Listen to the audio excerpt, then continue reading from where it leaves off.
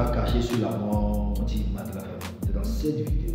Je répète, ce qu'on vous a caché sur la mort d'Imad, c'est dans cette vidéo. Alors, laissez que notre témoin dans cette vidéo de la famille.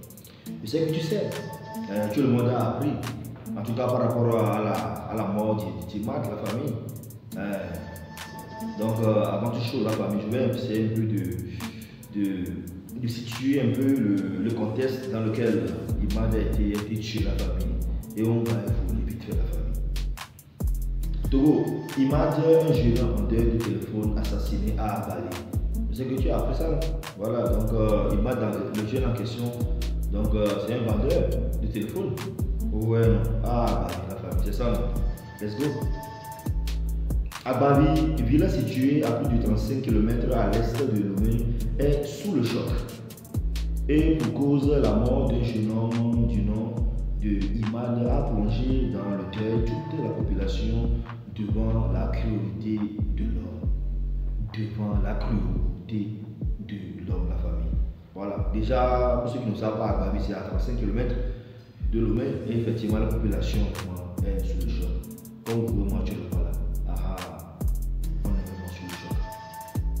C'est une histoire triste qui révolte. Ça c'est vrai.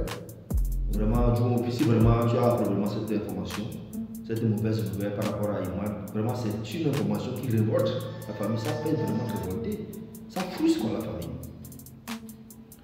Un jeune homme plein d'avenir, arraché à la vie par l'envie et la jalousie de l'un de ses amis qui a comploté avec d'autres personnes. Après son assassinat, le corps sans vie a été découvert mardi 20 février 2024 à Martinique. Voilà. Donc, voilà pour rappel, c'est ça. Donc, le Imad a été tué le mardi 20 février 2024. Récemment, à Martinique, son corps a été retrouvé. Déjà, dans cette vidéo, ce qu'on vous a caché sur la mort d'Imad, je vais m'apesantir sur deux volets ou deux points de la famille. Je dis bien deux volets de la famille par rapport à vraiment ce qu'on vous a caché sur la mort d'Imad. D'abord, dans ce paragraphe, ils ont parlé de jalousie et d'envie. Vous voyez un peu. Ça, c'est qu'on parle, mais on oublie ça. Tout ça, là, ça résume vraiment sur la vraie cause vraiment de la mort d'Imad. D'après moi, c'est la famille. Parce qu'on parle automatiquement de l'un de ses amis. Est complice. Vous voyez un peu. Et généralement, si on dit qu'il y a un assassinat, généralement un meurtre. Du moment où un ami est impliqué, généralement la cause c'est quoi? C'est l'envie, la jalousie de la famille. Ça, c'est un des points de la famille. Let's go. Selon ses proches, Imad est un jeune très actif qui intervient dans la vente de téléphone de toutes les marques et de leurs accessoires sur les réseaux sociaux où il propose ses services aux clients et assurer la livraison de ses produits. Ouais, un peu. C'est là où un peu le deuxième point, comme ça a caché vraiment là, ça nous sort la famille. Déjà, le jeu Imad. Donc, il fait ses activités en ligne, vous voyez un peu. Donc, automatiquement, il vend les téléphones portables et généralement, il fait des livraisons à domicile et consorts. Le point ici, la famille, c'est le travail. Imad est un travailleur. C'est un point vraiment à noter de la famille. C'est un jeune. Déjà par rapport à son âge, souvent les gens parlent de 22 ans, 23 ans, la famille. En tout cas, d'après l'information que moi j'ai dessus, son vrai âge, c'est 20 ans. Son vrai âge, c'est 20 ans. Bientôt, le 15 avril, il aura 21 ans. Voilà, donc il n'a pas encore 21 ans. Vous voyez la famille. Le gars, déjà à cet âge, le jeune homme, c'est un bosseur. C'est un travail, la famille. La famille, c'est ça. C'est un travail. Continue. Selon les proches, Imad était un jeune actif de déjà fait. Il était sorti de chez lui pour effectuer une livraison vers Bagdad. Les circonstances exactes de son décès demeurent floues.